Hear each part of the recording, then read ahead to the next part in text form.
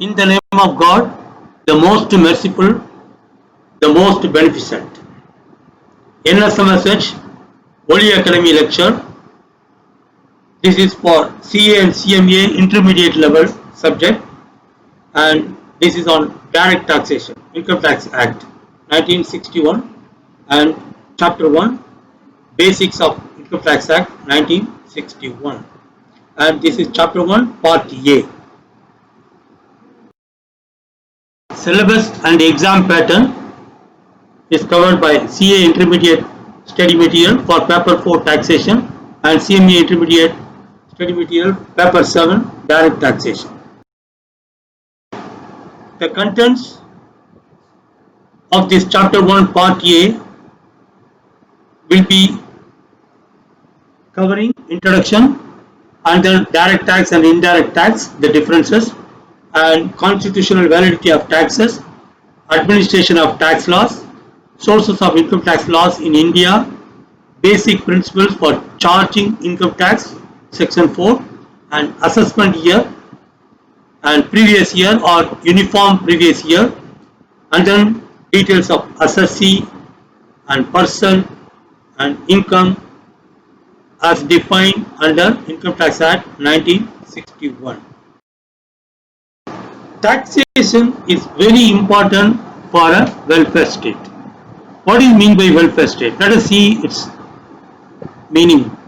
The welfare state is a form of government in which the state protects and promotes the economic and social well-being of the citizens based upon the principles of equal opportunity, equitable distribution of wealth, and public responsibility for citizens unable to avail themselves of the minimal provisions for a good life. Welfare state பொதுநல அரசு, பொருளாதாரம் மற்றும் சமூக நல வாழ்வு, மக்களுக்கான சமூக நல வாழ்வு கவனிக்கக்கூடிய பொதுநல அரசு. இங்க என்ன நடக்கும்? Equal opportunity and equitable distribution is important principles. அப்ப equal opportunity சம வாய்ப்பு, சம பங்கீடு. அதோடு இல்லாம அந்த செல்வத்தினுடைய சம வாய்ப்பு, சம பங்கீடும் இல்லாம பொதுமக்களுடைய, அதாவது சமூகத்தினுடைய பொறுப்புணர்வு, அது ரொம்ப முக்கியமான ஒரு விஷயம். ஏன்னா மக்களுக்கு குறைந்தபட்ச வாழ்வியல் ஆதாரம் அளிக்க தேவையான சமூகத்தின் கடமையை நிறைவேற்றுதல் ஒரு வெல்ஃபேர் ஸ்டேட்டுடைய கடமை. That is why the public responsibility for citizens unable to avail themselves of the minimal provisions for a good life.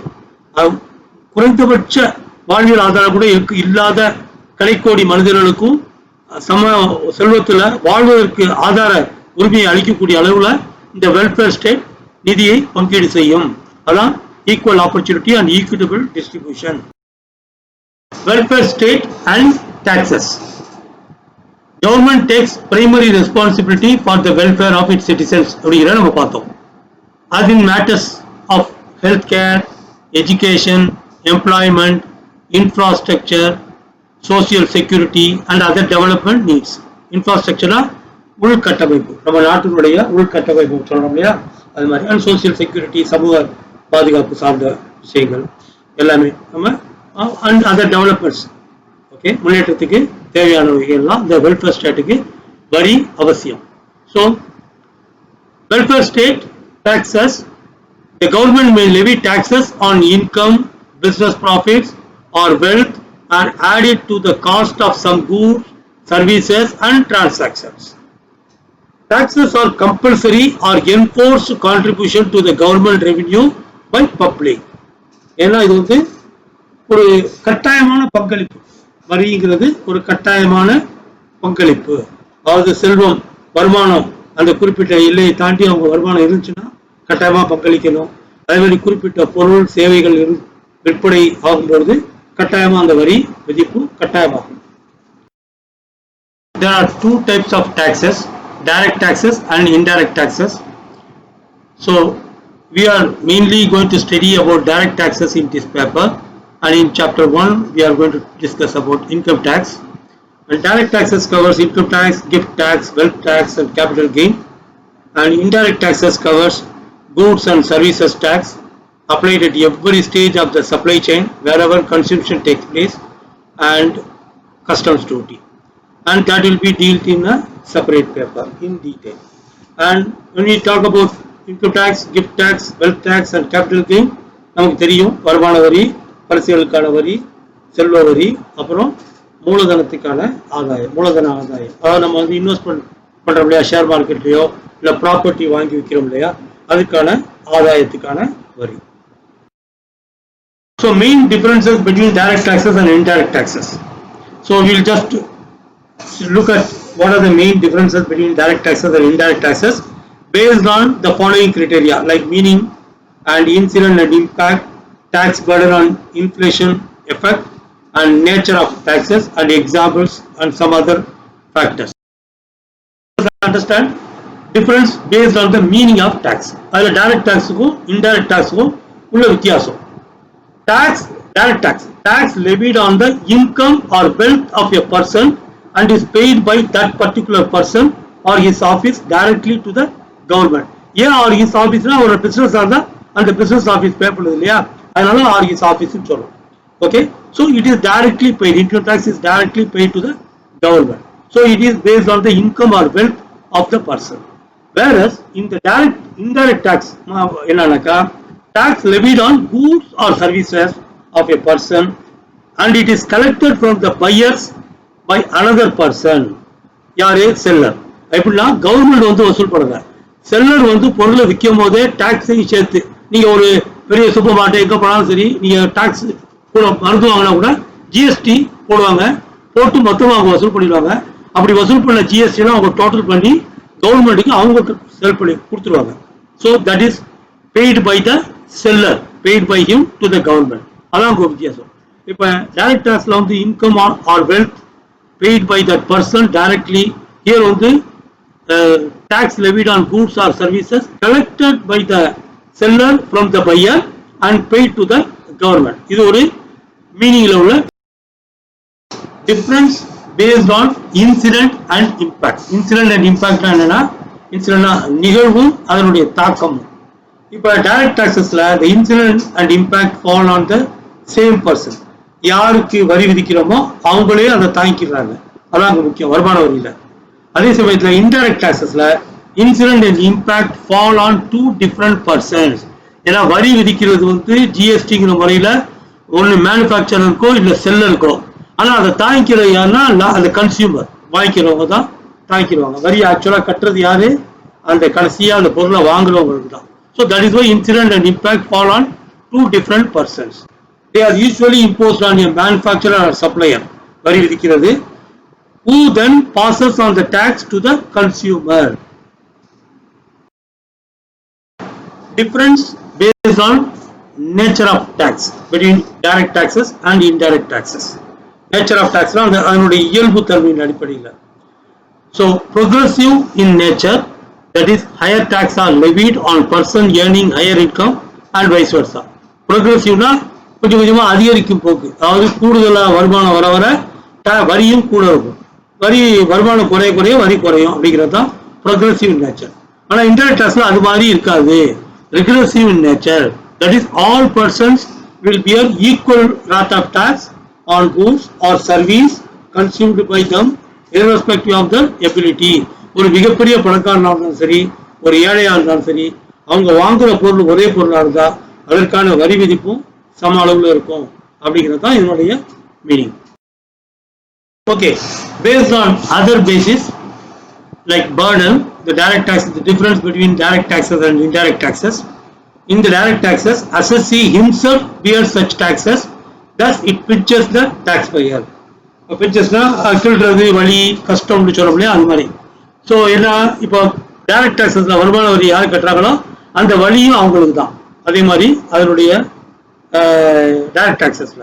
அதே இது இன்டைரக்ட் டாக்ஸஸ் அப்படி இல்லை. மேனுஃபேக்சரரோ இல்லை சப்ளையரோ ஜிஎஸ்டி கலெக்ட் பண்ணா அவர் வரி கவர்மெண்ட்டுக்கு பண்ணாலும் அவர் யார்கிட்ட அதை பெற்றுக்கொள்ளாது, அவர் வந்து ரீட்டைலர் வந்து லாஸ்ட் கன்சியூமர்கிட்ட அந்த வரியை வாங்கிக்கிறாங்க. ஸோ அதனால அவங்களுக்கு அந்த வரி வேதனை கிடையாது அப்படிங்கிறது. அந்த tax is recovered from the assessee who passes such burden to another person, thus it does not pinch the tax payer. ஏன்னா அந்த மேனுஃபேக்சரரோ சப்ளையரோ அசஸியா ஆயிடுறாங்க வரி கட்டுறதுக்கு, ஜிஎஸ்டி கட்டுறதுக்கு. அதே சமயத்தில் அவங்க வந்து அந்த வரியை லாஸ்ட் கன்சியூமர் வரைக்கும் அவங்க திரும்ப வாங்கிக்கிறதுனால அவங்களுக்கு அந்த வழி கிடையாது அப்படிங்கிறது. அரசாங்கம் வந்து மேனுஃபேக்சரை கிள்ளுது, இல்லைன்னா வந்து அந்த சப்ளையரை கிள்ளுது, வரியை வாங்கிக்கிறது. ஆனால் அந்த வழியை தாங்குறது அந்த நுகர்வோர்கள் தான் அப்படிங்கிறது தான் இதனுடைய அர்த்தம். And inflation leads to inflation and have wider base. பணவீக்கம் இதுல வந்து இந்த இன்டைரக்ட் டாக்ஸஸ்ல அது இருக்கு. ஏன்னா பொருளுடைய விலைகள் கூடுது குறையுதுங்கிற பொறுத்து இன்ஃபிளேஷனை கொடுக்கும். பணவீக்கத்தை அதிகரிக்கிறதோ குறைக்கவோ முடியும். அதே மாதிரி எக்ஸாம்பிள்ஸ் பார்த்தீங்கன்னா வருமான வரி, இன்கம் டேக்ஸ், டைரக்ட் டாக்ஸஸ்ல இதுல வந்து GST and custom duty apply ஆகும். Others, direct taxes like it is useful tool for distribution of income, and whereas in indirect taxes it is useful tool to promote social welfare by checking the consumption of harmful goods or sin goods through higher rate of tax. இப்போ உதாரணமா புகையிலை, மது இந்த மாதிரி விஷயங்களுக்குலாம் வந்து கெடுதலான பொருட்கள், இவங்களுக்கு வந்து அரசாங்கம் நல்ல சோசியல் வெல்ஃபேர் கண்ட்ரியா இருந்து அவங்க என்ன பண்ணலாம், இந்த மாதிரி பொருட்களுக்கு வரியை கூடுதலாக போட்டாங்கன்னா விலை மொத்தமாக கூடுதலாக இருக்கும். அதனுடைய வாங்கும் சக்தியை குறைச்சி ஸோ அந்த வகையில் வந்து சோசியல் வெல்ஃபேரை டெவலப் பண்ண முடியும் அப்படிங்கிறது தான் அங்கே. Constitutional validity of taxes. So we need to understand what is the validity of taxes under Constitution of India. So let us first look at brief what is about Constitution of India. Constitution of India is the supreme law, உச்சபட்ச சட்டம். It consists of a preamble, ஒரு முன்னுரை, and 22 parts containing 444 articles and 12 schedules. Article 246 read with Schedule 7 divides subject matter of law made by legislature into 3 categories. இந்த சட்டம் வந்து சட்டம் இயற்றும் அதிகார வரம்புக்காக ஒரு ஷெட்யூல் 7ல ஆர்டிகல் 246 ஷெட்யூல் 7ல 3 லிஸ்ட் கொடுக்குது. Union list, that is list 1, and state list, that is list 2, and concurrent list, that is list 3. So in these lists, so power of legislation on subject matters covered in the list. அது என்னென்ன power இருக்கு union லிஸ்ட்ல, union மத்திய அரசுக்கு என்னென்ன power அதிகாரம் இருக்குது to சட்டம் இயற்ற, ஓகே, டு லெஜிஸ்லேட். அதில் வந்து entry 82 income other than agricultural income எல்லாம் மத்திய அரசினுடைய அதிகார வரம்பு, சட்டம் இயற்றும் அதிகார வரம்பு. அதே மாதிரி ஸ்டேட் லிஸ்ட்ல entry 46 taxes on agricultural income, விவசாய வருமானத்துக்கு அவங்க சட்டம் இயற்றும் அதிகாரம் ஸ்டேட் லிஸ்ட்லயும் இருக்குது. Concurrent list, that means both central and state government have legislative power. இதை பத்தி நம்ம சுருக்கமா இப்ப தெரிஞ்சுக்கிட்டோம். And this chapter is not about Constitution of India, but what we are trying to know is that we need to understand the constitutional validity of taxes so that we understand the Constitution of India. Then accordingly we understand what is the constitutional validity of. So constitutional validity of taxes. அதுல என்ன முக்கியமா நம்ம பார்க்கணும், any tax law which is not in conformity with the constitution is called ultra virus the constitution and held as illegal and void. அது எந்த சட்டம் ஏற்றாலும் அது அரசியல் சட்டத்துக்கு, கான்ஸ்டிடியூஷன் அரசியல் சட்டத்துக்கு முரணாக இருந்தால், அது வந்து முற்றிலும் முரணாக இருந்தால் அது வந்து ஏற்றுக்கொள்ளப்பட முடியாது. அதிகார வரம்புக்கு அப்பாற்பட்ட அதிகார வரம்பு மீறல் மாதிரி அது கருதப்படும். ஓகே, வரம்பு மீறியது, அதனால அது சட்டப்படி செல்லத்தக்கது அல்ல. அது முக்கியம். அடுத்தது ஆர்டிகல் 246 என்ன சொல்லுதுன்னா, union list, that means list 1 entry 82ல taxes on income other than agricultural income, that is income tax. Agriculture income தவிர பாக்கி எல்லாத்தையும் அதுல அந்த லிஸ்ட்ல அதிகார வரம்புல இருக்குது. அதே மாதிரி ஆர்டிகல் 246ல ஸ்டேட் லிஸ்ட்ல லிஸ்ட் 2ல என்ட்ரி 46ல டாக்ஸஸ் ஆன் அக்ரிகல்ச்சர் இன்கம், விவசாய வருமானத்துக்கு உள்ள இன்கம் பத்தி அந்த லிஸ்ட்ல இருக்குது அப்படிங்கறத. இதெல்லாம் these are all constitutional validity of taxes and we will see some more. So article 254, it says inconsistency between laws made by parliament and laws made by the legislature of states. பார்லிமெண்ட்ல மத்திய அரசாங்கத்துக்கு கட்டுப்பாட்டில் உள்ள பாராளுமன்றம், அதே மாதிரி லெஜிஸ்லேச்சர்னா சட்டமன்றங்கள், மாநிலங்களில் உள்ள சட்டமன்றம், மாநிலங்கள் யூனியன் பிரதேசத்தில் இருக்கக்கூடிய சட்டமன்றங்கள். இப்போ ரெண்டுக்கும் ஒரு வித்தியாசம் என்ன இதுல சொல்றாங்கன்னா, inconsistency between laws made by parliament. இப்ப ஒரே கான்கரண்ட் லிஸ்ட்ல உள்ள ஒரு விஷயத்தை எடுத்துக்கிட்டு பாராளுமன்றமும் ஒரு சட்டம் ஏற்றுது, அதாவது சட்டமன்றமும் ஒரு சட்டத்தை ஏற்றுது. அப்ப ரெண்டுக்கும் ஒரு கான்ஃபிளிக்ட் ஆஃப் இன்ட்ரெஸ்ட், ஏதாவது ஒரு இன்கன்சிஸ்டன்சி வந்துருச்சு, முரண் வந்துருச்சுன்னா எந்த சட்டம் செல்லும் அப்படிங்கிறது பற்றி உள்ள article 254 தெளிவாக்குது. If a state law relating to an entry in list 3, that is concurrent list, is repugnant, அதாவது பொருந்தாது இருக்கக்கூடிய, இல்லைன்னா மத்திய அரசு ஏற்ற சட்டத்துக்கு பதிவாகிற மாதிரி அரசியல் காரணத்தால ஒரு மாநில அரசு ஒரு சட்டத்தை ஏற்றுறதோ, இல்ல மாநில அரசு ஏற்ற சட்டத்துக்கு பதிவாகிற மாதிரி மத்திய பாராளுமன்றத்தில் ஒரு சட்டம் ஏற்றப்படுதோ அப்படிங்கிற மாதிரி repugnant இருந்துச்சுன்னா, if a state law relating to an entry in list 3 is repugnant to a union law relating to that entry, the union law will prevail and the state law shall, to the extent of such repugnancy, be void.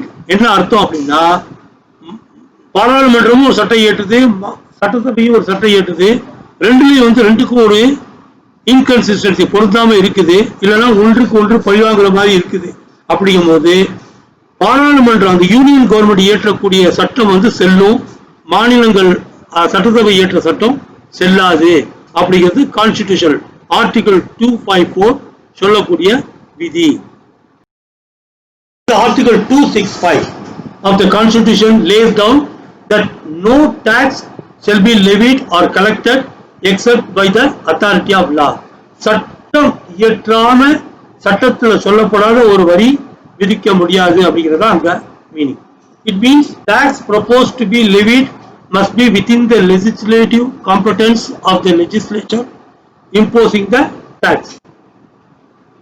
So, tax proposed to be levied must be within the legislative competence.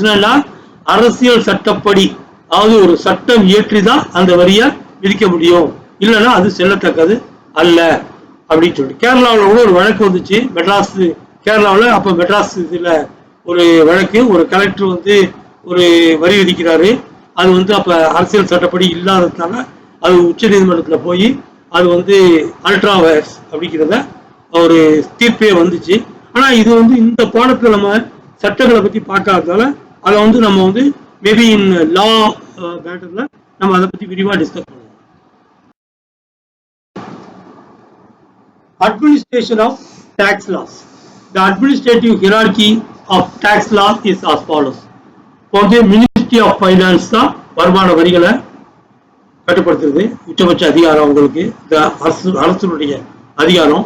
Under தான் there is a department of revenue, வருமான வரித்துறை அப்படி சொல்ல முடியாது, department of revenue. அதுல ரெண்டு division இருக்கு. ஒன்னு central board of direct taxes CBDT, another one central board of indirect tax and customs CBIC. அது டைரக்ட் டாக்ஸஸ்க்கு, இது indirect taxes. So tax point பொறுத்த வரைக்கும் the boards have been constituted under the Central Board of Revenue Act 1963. Central Board of Revenue Act 1963 படி இந்த CBDT and CBIC ரெண்டுமே constituted, அமைக்கப்பட்டது இந்த சட்டப்படி தான் அமைக்கப்பட்டுச்சு. And CBDT deals with levy and collection of all direct tax, whereas matters relating to levy and collection of central indirect tax are dealt by CBIC. One direct tax, இன்னொன்று indirect tax. And sources of income tax law in India. Income tax law க்கு என்னென்ன sources இருக்கு, சட்ட அதிகாரம் கொடுக்கக்கூடிய சட்டங்கள் என்னென்ன sources அப்படிங்கிறத நம்ம தெரிஞ்சுக்கிறோம். அது என்னன்னா income tax act 1961 amended up to date, இன்னைய தேதி வரைக்கும் அமெண்ட் பண்ணப்பட்ட அந்த 1961 தான் முக்கியமான source. these are the basic sources. அடுத்தது annual amendments, every year budget டயத்துல ஃபைனான்சியல் ஆக்ட்ல அமெண்ட் பண்ணிக்கிட்டே வருவாங்க. அந்த amendments அதுவும் வந்து sources of income tax law. அடுத்தது income tax rules 1962 amended up to date.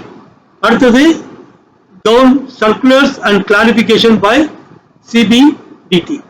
அடுத்தது judicial decision, நீதிமன்றங்கள் கொடுக்கக்கூடிய தீர்ப்புகள். இதை பத்தி ஒன் பை ஒன் நம்ம விரிவா பார்ப்போம். So the sources of income tax law is the income tax act எப்படி அப்படிங்கறத நம்ம புரிஞ்சுக்கணும். This is very important point because it is the main source of income tax law. It is the main source of ஒரு multiple choice questionல கூட இது கேட்கலாம். Is the law Income Tax Act 1961. Okay, and the provisions of income tax extends to the whole of India and became effective from 1/4/1962. Section 1 is mentioned. The act is divided into sections. The sections are grouped under chapters. The act also contains schedules. Many of the sections are further divided into subsections, classes and subclasses which are denoted within brackets. நம்ம எழுதுறோம் இல்லையா, bracket போட்டு section subsection எல்லாம் நம்ம எழுதுறோம் இல்லையா, அதுதான் இங்க சொல்றோம். For example, if we have to refer to section 80D subsection 2 and the section 80D ல subsection 2 class B அதுக்குள்ள section 2 ல class B, the same should be written as section 80D and within bracket 2 and within sub bracket B. இப்படிதான் நம்ம இதை எழுதணும். சட்டத்தை சொல்லும் போது எழுதும் போது இப்படிதான் எழுதணும்.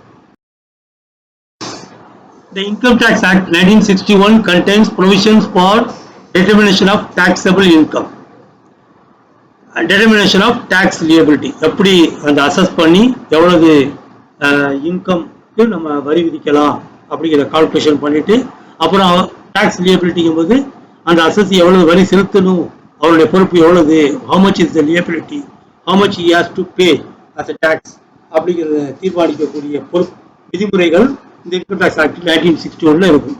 அதோடு மட்டும் இல்லாம procedure for assessment, appeals, penalties and prosecutions and powers and duties of income tax authorities.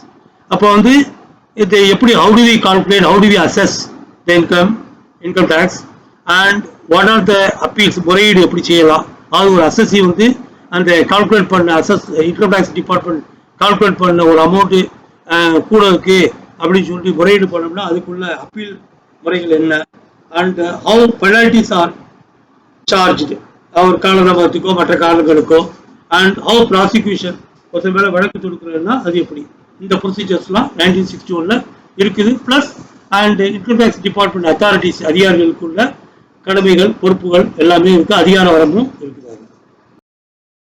அடுத்தது ஆனுவல் அமெண்ட்மெண்ட்ஸ். இந்த சோர்சஸ் ஆஃப் இன்கம் டேக்ஸ்ல முதல்ல பண்ண இன்கம் டேக்ஸ் ஆக்டை பத்தி பார்த்தோம். அடுத்தது வருடம் நடக்கக்கூடிய திருத்தங்கள் இருக்குல்லையே, ஆனுவல் அமெண்ட்மெண்ட்ஸ், அதை பத்தி என்னன்னு பார்ப்போம். அதுல என்னன்னாக்கா the finance bill is introduced in the parliament every year for implementing the tax proposal in the union budget. வருஷம் வந்து அப்போ அந்த பேப்பர்ல எல்லாம் நீங்க பார்க்கலாம், நிதி மந்திரி மத்திய நிதி அமைச்சர் அல்வா கட்டிக்கிட்டு இருப்பாரு, போட்டோ வரும், படம் போட்டிருப்பாரு, பட்ஜெட் இன்னைக்கு வந்து ப்ரப்போஸ் பண்றதுக்காக பாராளுமன்றத்துல கூடும். அவர் ஒரு சூட்கேஸ்ல கொண்டு போவாங்க, இல்லைன்னா ஒரு கலர்ஃபுல் பேக்கை கொண்டு போவாங்க.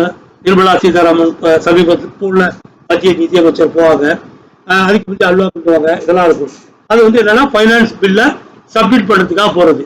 The finance bill is introduced in the parliament every year for implementing the tax proposals in the union budget. முக்கியமா வேற பலவிதமான சேவைகள் அது இது எல்லாமே சொல்லக்கூடியது. நிதி ஒதுக்கீடு எப்படி பண்றாங்க, மக்களுக்கான நிதி ஒதுக்கீடு எப்படி இருக்குங்கிற எல்லாத்தையுமே சொல்லுவாங்க. அதுல வந்து வரி விதிப்பு எப்படி இருக்குங்கிறது முக்கியமா ப்ரொபோசல் இருக்கும்.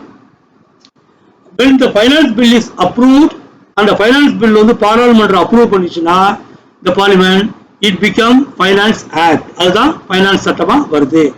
When the parliament and gets the assent of the president கையெழுத்து போடுறதுக்கு முன்னாடி it becomes a finance act. Finance bill வந்து ஃபைனான்ஸ் ஆக்டா மாறுறதுக்கு பாராளுமன்றம் ரெண்டு சபையும் அப்ரூவல் பண்ணதுக்கு பின்னாடி, லோக்சபா அண்ட் ராஜ்யசபா ரெண்டு அப்ரூவ் பண்ணதுக்கு பின்னாடி ஜனாதிபதிக்கு போய் ஜனாதிபதி கையெழுத்து போடுறதுக்கு பின்னாடி it become finance act. Then the amendments are made every year to the Income Tax Act 1961. இந்த ஃபைனான்ஸ் ஆக்ட் வந்ததுக்கு பின்னாடி அதனுடைய அடிப்படையில் income tax act 1961 is getting amended. Automatically திருத்தங்கள் அந்த ஃபைனான்ஸ் ஆக்டின் அடிப்படையில் amend ஆயிரும் automatically. And so this is the idea. Finance bill proposed finance become finance act and it become incorporating into the income tax act. Under annual amendments, we will see an interesting class in section 294. What it says, if on the first day of April of the assessment year, the new finance act has not been enacted. If it is not enacted, that means finance bill was proposed before, put before the parliament, but still it is not enacted and the president has not signed, it has not come as financial act. The provision in force in the preceding assessment year, the previous year's provisions, or the provisions proposed in the finance bill, whatever the current bill put before parliament has some provisions, whichever is more beneficial to the assessee will apply until the new provisions become effective. I mean until the new provisions become an act like finance act, then the assessee can choose between the provision in force, which means based on the previous finance act, or the provisions proposed before the parliament.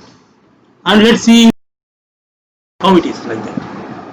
So one side we have the provision in force in the preceding assessment year, meaning the previous year financial act, so that it's the current provisions now. Now the new provisions have been proposed in the finance bill before the parliament. Now both are there. Now for the assessee, the one who is assessing his income and payable tax, and he is called assessee, we know that, and he can see from both the provisions, one is in force, another one which is proposed now. In both the provision he can see, and he will see wherever there is a favorable for him, he can take it. Whichever is more beneficial to the assessee will apply until the new provisions become effective, until the finance act become as per the provisions proposed by the in the financial bill. So he can choose whatever is more beneficial to the assessee. And annual amendments also, besides these amendments, whenever it is found necessary, the government introduces amendments in the form of various amendment acts and ordinances. The first schedule to the Finance Act contains 4 parts which specify the rates of tax. So in the Finance Act, the first schedule, it has got 4 parts, part 1, part 2, part 3, part 4, and in which it is specifically mentioning about the tax rates. So rates of tax applicable for the current assessment year, that is mentioned in the part 1, and in part 2, rates at which tax is deductible at source for the current financial year. Meaning, whenever, for example, in a bank deposit, if they are giving interest, so to your credit, interest is an income for you, and you will be assessing your tax liability and pay it. But while paying the interest to you, the banks normally deduct at source certain portion of the interest amount as tax, okay, being deducted from your income, and they will send it to government. They will pay to government. So this is called tax deductible at source. So இதை பத்தி நம்ம விரிவா பிற்பாடு வர சாப்டர்ல நம்ம பார்ப்போம். இப்போதைக்கு இந்த உதாரணம் போதும். And rates in part 3, rates for calculating income tax, for deducting tax from income chargeable under the head salaries and computation of advance tax.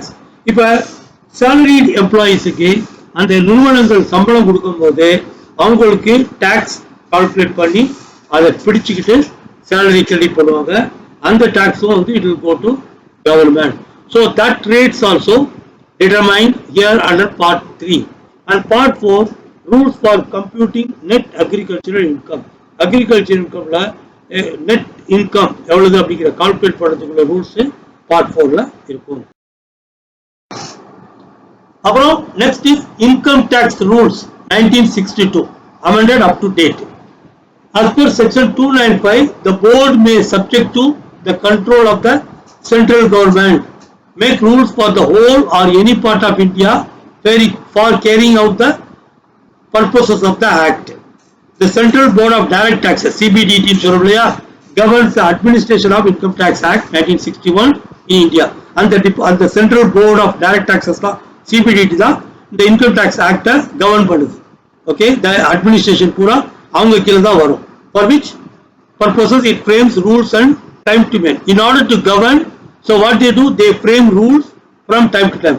அப்பப்ப எப்படி விதிமுறைகள், எப்ப இன்கம் டாக்ஸ் ரிட்டர்ன் சப்மிட் பண்ணணும், அதுக்கு என்ன ஃபார்ம், எப்படி சப்மிட் பண்ணணும் அப்படிங்கிறதெல்லாம் அந்த ரூல்ஸை அவங்க தான் விதிமுறைகளை கொடுப்பாங்க. அதெல்லாம் வந்து according to income tax rules 1962 act, CBDT is governing the Income Tax Act 1961 and they frame the rules from time to time.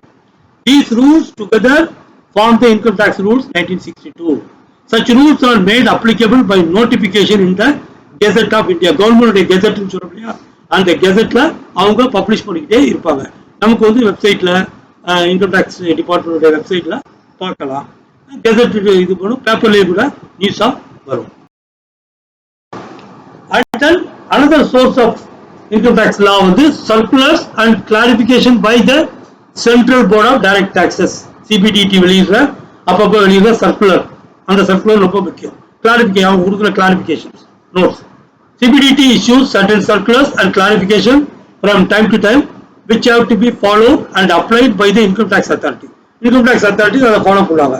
இப்போ அதே மாதிரி டாக்ஸ் அட்வைசர்ஸும் அதை ஃபாலோ பண்ணி accordingly they will file your tax returns. நீங்களே செல்ஃபா tax return file பண்றதா இருந்தாலும் அந்த ஃபார்ம்ல இருக்கும். you have to take care of these things. Notifications are issued by the central government to give effect to the provisions of the act. சட்டப்படி ஏதாவது provisions implement பண்ணோம்னா they will be notified by the central government. Example, cases of bonds and debentures interest on which would qualify for tax exemption under the section are specified by the central government through notification. டிபென்ச்சர்ஸ்னா கடன் பத்திரங்கள், bonds இதெல்லாம் சொல்றோம் இல்லையா, அது புதுசா வந்து government ஒரு பங்கு வெளியிடுது, கடன் பத்திரங்கள் வெளியிடுதுன்னா அதுக்குள்ள இன்ட்ரெஸ்ட், டாக்ஸுக்கு விதிவிலக்கு இருக்குது, இல்லைனா என்ன டாக்ஸ் அப்படிங்கிற ரூல்ஸ் எல்லாம் வந்து சென்ட்ரல் கவர்மெண்ட் நோட்டிபிகேஷன்ல அவங்க வெளியிட்டு இருப்பாங்க. அண்ட் எஃபெக்ட் ஆஃப் சர்க்குலர்ஸ், இந்த சர்க்குலர்ஸ்னுடைய எஃபெக்ட் எப்படி இருக்கும்? These circulars are clarifications or binding upon the Income Tax Authority. அந்த சர்க்குலர் வந்து இன்கம் டாக்ஸ் அத்தாரிட்டியை பைண்ட் பண்ணும், but same are not binding on the assessee. இது ரொம்ப முக்கியம். ஏன்னா இந்த மாதிரி சர்க்குலர் கிளாரிபிகேஷன்ஸ் வர்றது வந்து அத்தாரிட்டி, இன்கம் டாக்ஸ் அத்தாரிட்டிஸ் தான் முக்கிய கிடைக்கவே தவிர not binding on the assessee. However, assessee can claim benefit under such circulars.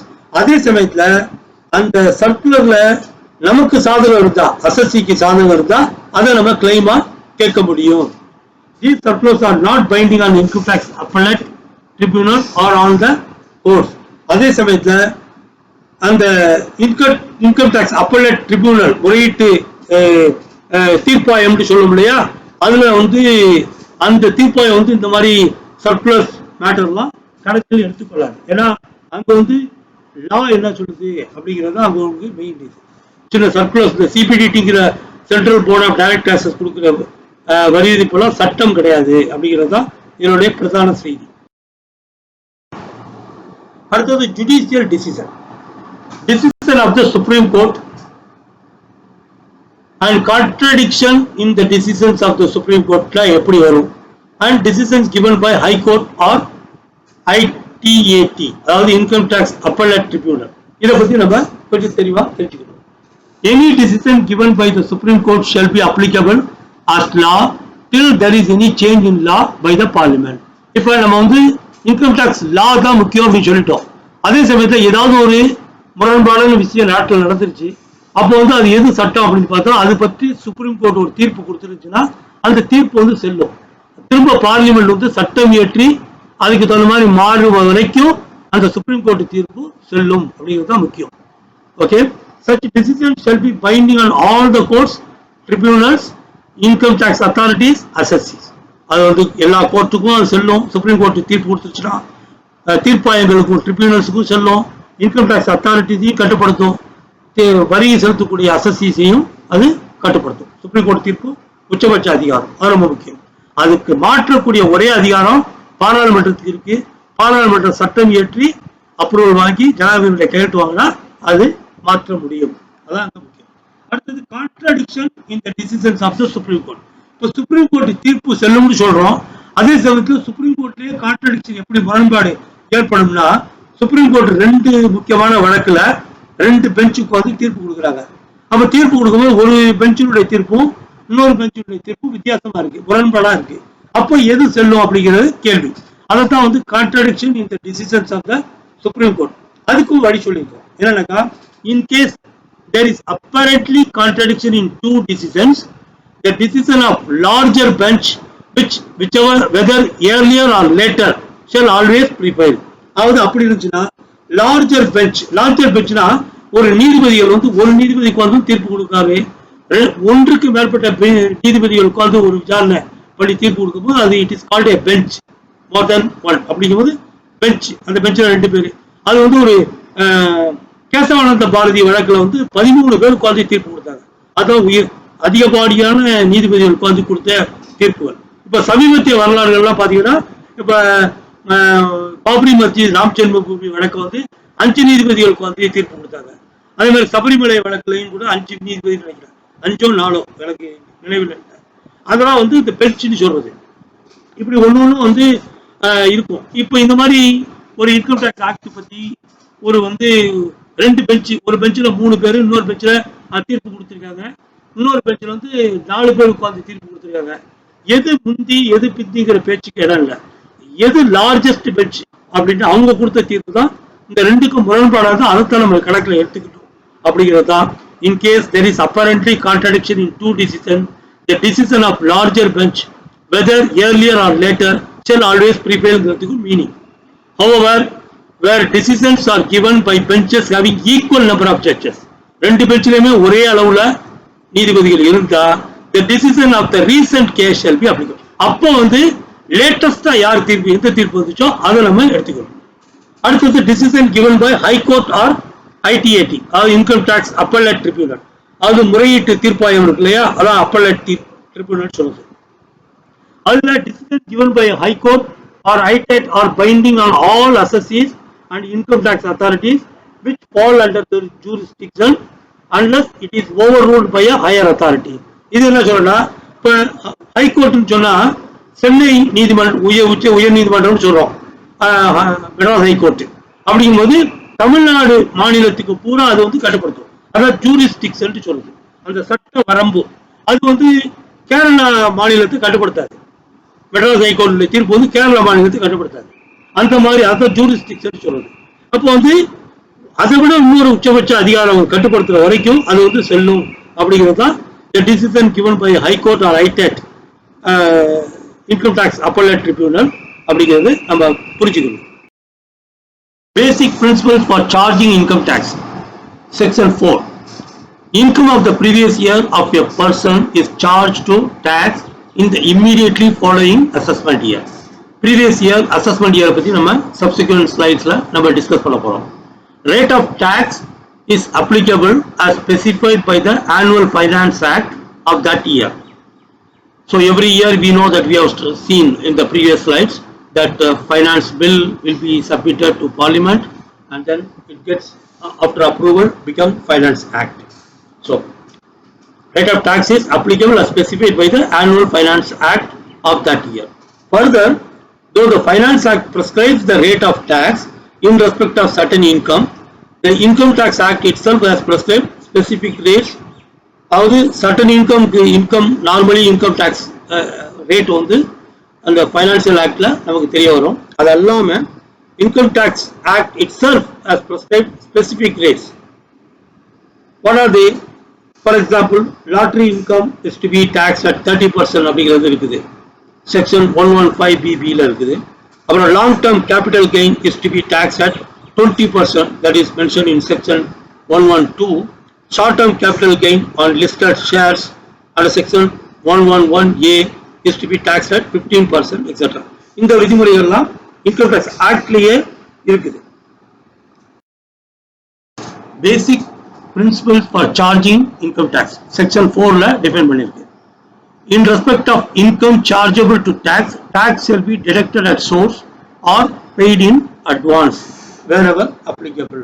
இதுல ரெண்டு இருக்கு. ஒன்னு வந்து சில சோர்சஸ், ஃபார் எக்ஸாம்பிள் ஒரு பேங்க்ல நீங்க டெபாசிட் பிக்ஸ்ட் டெபாசிட்ல போட்டிருக்கீங்க, அப்போ அதுக்கு பேங்க் இன்ட்ரெஸ்ட் சார்ஜ் பண்ணி உங்க அக்கௌண்ட்ல கிரெடிட் பண்ணும்போது ஒரு சர்டன் போர்ஷன் ஆஃப் டாக்ஸபிள் அமௌண்ட்டை கால்குலேட் பண்ணி எவ்வளவு டாக்ஸ் வரும் அப்படின்னு அவங்க வந்து டிடெக்ட் பண்ணிட்டு அதை கவர்மெண்ட்டுக்கு பே பண்ணிடுவாங்க. So that is called tax deducted at source. இதை பத்தி நம்ம விரிவா பிற்பாடு வரக்கூடிய சாப்டர்ல நம்ம கால்குலேஷன்லாம் எப்படி பண்றது அப்படிங்கலாம் பார்ப்போம். அதே மாதிரி tax paid in advance, certain business firm, certain individual private people வந்து ஒரு குறிப்பிட்ட எல்லைக்கு அமௌண்ட்டுக்கு மேல டாக்ஸ் வரும்போது அவங்களே கால்குலேட் பண்ணி பாதி டாக்ஸை இந்திய செலுத்திடணும் அப்படிங்கிற விதிமுறை இருக்கு. Tax to be paid in advance அப்படிங்கிறது இருக்குது. அந்த மாதிரி விஷயங்களும் இங்க வந்து நம்ம இந்த டாக்ஸ் இன்கம் டாக்ஸ் செக்ஷன் 4 வந்து குறிப்பிடுது. Section 4 is a charging section and it is the backbone of the Income Tax Act. The tax liability arises by virtue of this section and it arises at the close of a previous year. The previous year close பண்ணிட்டு முடிஞ்சோனிமே 31st March முடிஞ்சோனிமே 31st March of that year.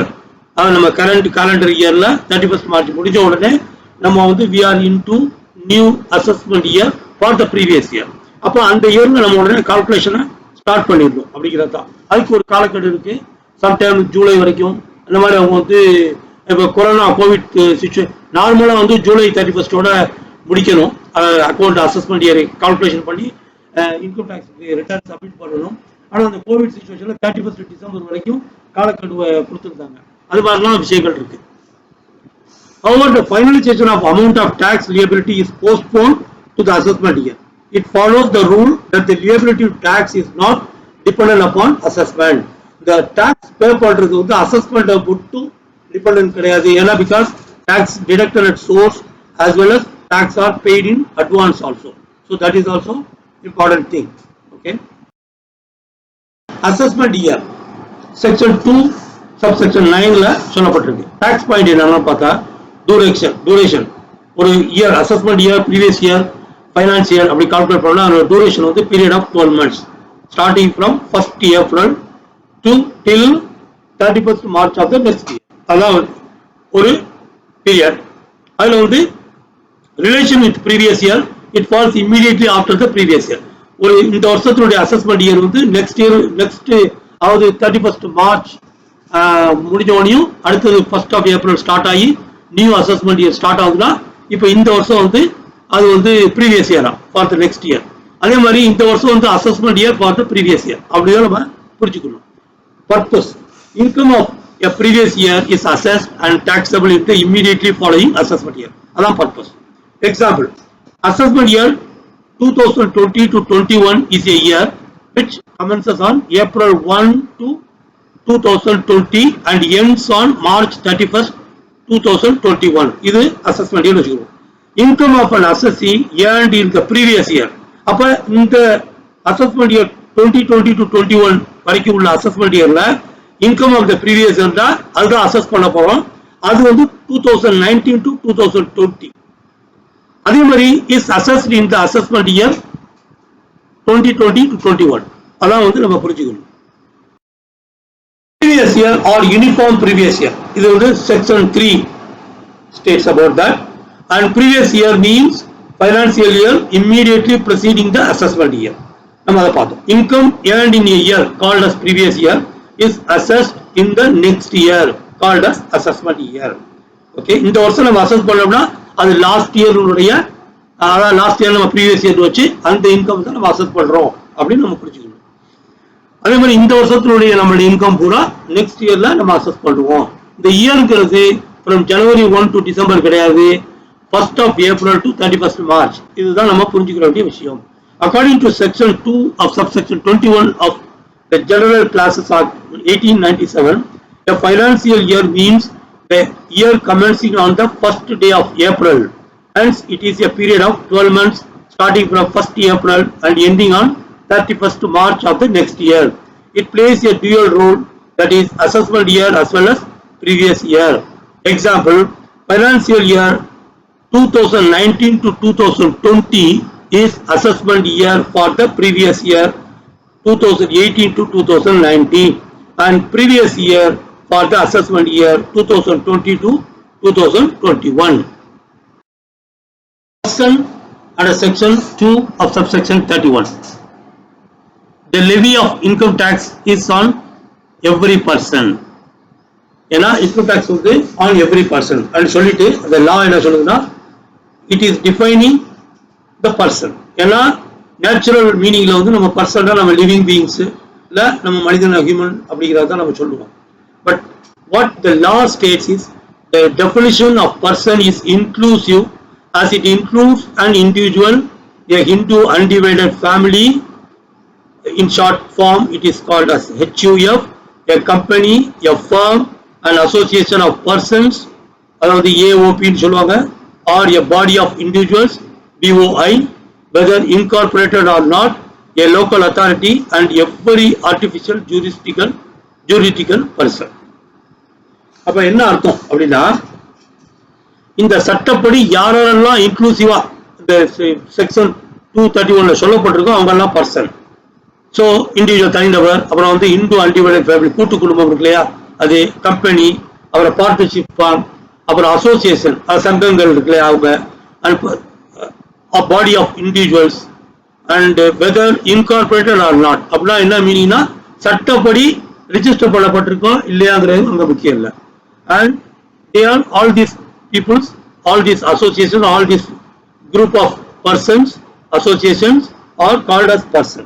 அப்புறம் local authority, municipality, வக்ஃப் board, இந்த மாதிரி அறங்காவல் துறையினுடைய அமைப்புகள் அதெல்லாம் வந்து ஒரு local அத்தாரிட்டியில வரும். And every artificial juridical person, அதாவது சட்டபூர்வமா இன்கார்பரேட் பண்ணப்பட்ட நிறுவனங்கள், உதாரணமா யூனிவர்சிட்டி, பல்கலைக்கழகங்கள்லாம் கூட இந்த ஆர்டிபிஷியல் ஜூரிடிக்கல் பர்சன் அப்படின்னு சொல்லலாம். Assessee under section 2 of subsection 7. Assessee means a person by whom any tax or any other sum of money is payable under the Income Tax Act 1961 and includes taxo ஏதோ amount pay பண்ணணும்னா அவங்க எல்லாம் பே பண்ணக்கூடிய நிலை வந்தாலே அவங்க எல்லாம் அசஸ்ஸியாக கருதப்படுவார்கள். Every person in respect of whom any proceedings under this act has been taken. ஏதாவது இன்கம் டாக்ஸ் படி ஏதாவது ஒரு விசாரணையோ இல்ல வழக்கோ ப்ரொசீடிங்ஸ் இருந்துச்சுன்னா அவங்களும் they will be considered as assessee. Deemed assessee or representative assessee and assessee in default என்னங்கறத நம்ம அடுத்த ஸ்லைட்ல பார்க்க இருக்கிறோம். ஒன் பை ஒன்னா எல்லாத்தையும் பார்ப்போம். Okay, assessee under section 2 subsection 7, and this can be like a question in your intermediate level. Who is an assessee? அப்ப நம்ம டீடைலா இந்த ஆன்சர்ஸ் நம்ம கொடுக்கலாம் depending on the marks. As per section 2 subsection 7, assessee means a person by whom tax or any other sum of money is payable under the Income Tax Act 1961. அப்ப என்ன அர்த்தம்? In addition it includes, அப்ப என்ன அர்த்தம்? All individuals who pay interest, penalty or who are supposed to get a refund from the government are categorized as normal assessee. அப்பதான் அதான் நம்ம வந்து இங்க டீடைலா இந்த சட்டம் சொல்லுது. So like every person in respect of whom any proceeding under the act has been taken for the assessment of his income, the income of any other person in respect of which he is assessable, the loss sustained by him or by such other person, the amount of refund due to him or to such other person. இதெல்லாம் வந்து so that is how these persons are called as an assessee. So who is deemed assessee? Who is a deemed assessee or representative assessee? அப்ப எப்படி பார்ப்போம்? Every person who is deemed to be an assessee under the provisions of the act. The act வந்து யாரெல்லாம் deemed assessee அப்படின்னு சொல்லுதோ அவங்க எல்லாம் deemed assessee. Okay, அது எப்படி சொல்லுதுன்னா example section 160 subsection 1 defines a representative assessee. Section 160 subsection 2 states that every representative assessee shall be deemed to be an assessee for the purpose of the act. இந்த சட்டத்தை பொறுத்த வரைக்கும் அவரும் ஒரு அசஸ்ஸியாக கருதப்படுவார்கள் அப்படிங்கிறது தான் என்னோட அர்த்தம். Okay, now let's see with an example for the deemed assessee. Deemed assessee is an individual who is put in a position to pay taxes for some other person by the legal authorities. அவன் தான் deemed assessee, and not for himself but for some other persons. அப்படிங்கும்போது he become deemed assessee. Generally the individuals who are treated as deemed assessees are, அதுக்கு சில examples நம்ம பார்க்கலாம். The eldest son or any other legal heir of a deceased individual who has expired without writing his will is treated as a deemed assessee. ஒரு குடும்பத்துல பெரியவங்க இறந்து போயிட்டாங்கன்னா அவங்களுடைய பிள்ளைகள் மூத்தவர் அந்த சொத்துக்கு அவர் வந்து ஏன்னா அவர் உயிர் எதுவும் எழுதலைன்னா so he became a deemed assessee. The guardian of a minor, a lunatic or an idiot is treated as a deemed assessee. சில மைனர்களுக்கு இவங்களுக்குலாம் கார்டியனா இருக்காங்கல்ல அவங்களோட because they are managing the estate of these people. அதனால அவங்க வந்து so they are put in a position to pay taxes for some other persons. And the guardians are put in a position to pay taxes for the minors, lunatic persons or idiot when they are become a guardian.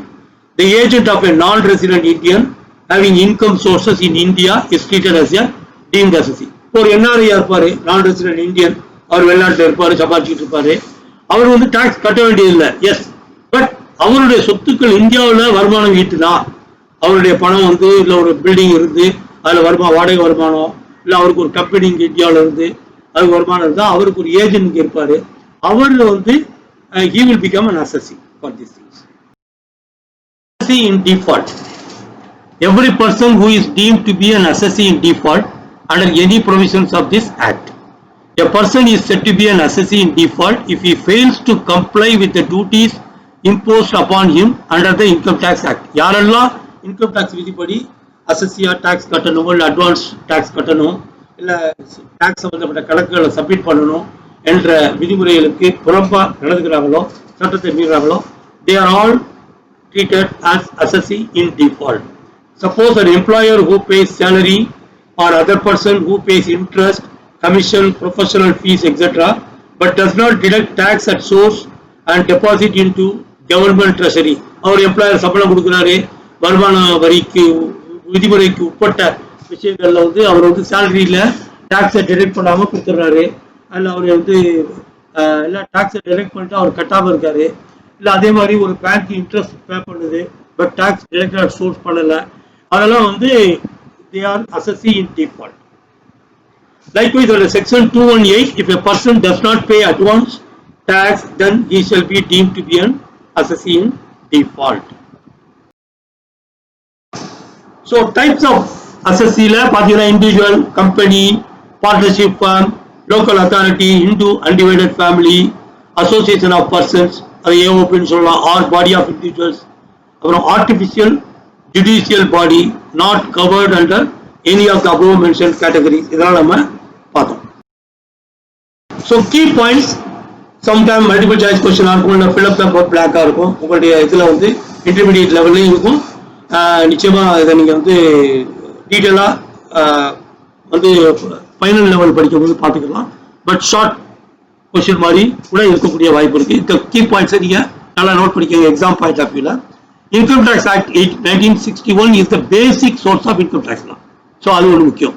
அடுத்தது the rates of income tax are mentioned in both in the Income Tax Act லையும் இருக்கும் and the Annual Finance Act லையும் இருக்கும். வருஷம் இன்னைக்கு இந்த பட்ஜெட்ல என்ன வரி கொடுக்கணுங்கிற டீட்டெயிலும் இன்கம் டேக்ஸ் ஆக்ட்லையும் இருக்கும். கிஃப்ட் டாக்ஸ்க்குலாம் என்ன டாக்ஸ் அப்படி 30% பார்த்தோம் இல்லையா, அது இருக்கும். பிளஸ் ஆனுவல் ஃபைனான்ஸ் ஆக்ட்லையும் இருக்கும். Income tax rules were first made in 1962. இந்த இயர் ஞாபகம் வச்சுக்கோங்க. And are known as Income Rules 1962, amended up to date. அப்புறம் சிபிடிடினா என்ன, அது ஒரு சிபிஐசினா என்ன, central board of direct tax, அதுமாதிரி central board of indirect tax and custom இருக்கும். Central CBDT deals with the levy and collection of all direct taxes, whereas CBIC deal with all indirect taxes. அத நம்ம thank you. எல்லா புகழும் இறைவனுக்கே. Mail or WhatsApp your questions. Please, those intermediate level students, definitely you might have questions when you go through in detail, and even if you have comments, please share with me so that I can spread across all other students also, which will be very good.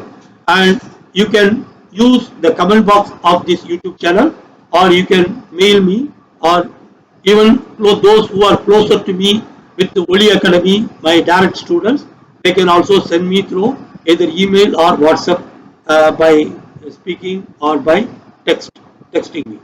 Opinions are welcome. Your opinions are very important for me, for my own improvement, and sharing important details, valuable details to other students as well. Your doubts will be helping other students also to clarify. So that is please. And read my notes also if there is any questions. So what I do is that I compile those questions and give my clarifications and share as a PDF note to all the students who are interested, who are communicating to me or who are requesting me. And educate by sharing and caring. Please share these links to other parents whose children are studying in the same level, and also share by Oli Academy channel of YouTube. And so please educate by sharing and caring. My profile is here. My email address is nsmsh@yahoo.com, and my website is there, www.nsmsh.net. Currently I am updating only for those foundation level students, giving them the opportunity to test their own ability on multiple choice questions, and in which also I have completed accounting and economics like management like subjects, and other subjects will follow. And this will be very useful, and this testing platform will be very useful for your fast testing and also evaluating your performance. Okay. Acknowledgement with thanks. Contents based on textbooks, study materials of the Institute of Chartered Accountants of India and the Institute of Cost and Management Accountants of India. Prepared and presented by NSM Saul Hamid. எல்லா புகழும் இறைவனுக்கே.